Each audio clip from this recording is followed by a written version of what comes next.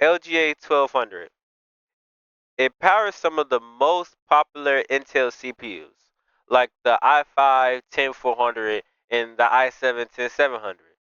Great budget choice, right? Not so fast. I'm going to show you the dark side of this socket and the things they don't tell you until it's too late. Let's start with the socket itself. The LGA 1200 retention mechanism is weak. I've worked on builds where even the CPU is locked in and it's not making solid contact. That leads to a failed post, no video output, or weird boot loops, especially if the board's been used a lot or came from a cheap pre-built. It's super common, but when it happens, it's a headache because it's hard for you to diagnose the actual issue at hand.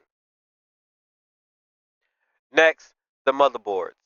Most LGA 1200 builds used budget chipsets like H410, B460, or B560. These often have low quality VRMs with little to no heat sinks. If you drop an i7 10700 or even a locked i5 into one of these boards, you'll see thermal throttling, even at stock speeds. That means lower performance and more fan noise. And in small cases, forget it. You'll need to upgrade your cooling just to run stable FPS when playing intensive games. LGA 1200 boards can be picky with RAM. I've had builds crash or just freeze from enabling XMP, especially with cheap or mismatched sticks. Sometimes a BIOS update fixes it, but not always. And for someone just trying to upgrade their system, I understand that it can be super frustrating. Now here's the real killer. In 2025, LJ 1200 is discontinued. Intel moved on, and most big manufacturers stopped producing parts for it. That means if your motherboard dies, you're going to have a hard time finding a replacement. And if you do, it'll be expensive, especially if it's new. Same for CPUs. The mid-range chips like the i5 10400 or the i7 10700 are getting rarer and more expensive every month.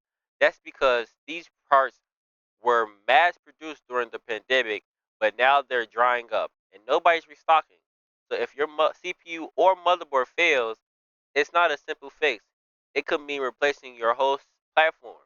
Honestly, you're better off going AMD M5 or Intel 13th generation or Intel 14th generation. At least you have future upgrades and better part availability.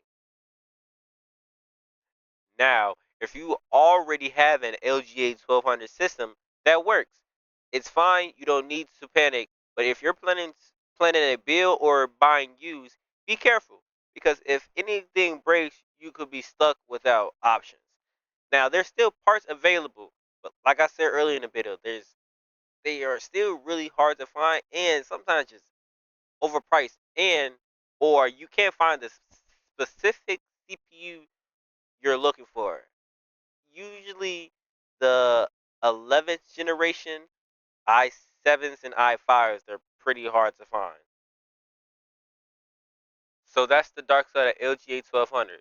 Socket issues, weak boards, RAM headaches, and now overpriced parts with no support. Have you had issues with LGA 1200 or do you still run a rig with it? Drop a comment below. I want to hear your story. And if you're building or upgrading, let me help. Hit up Texan Stacks custom PC builds and computer services.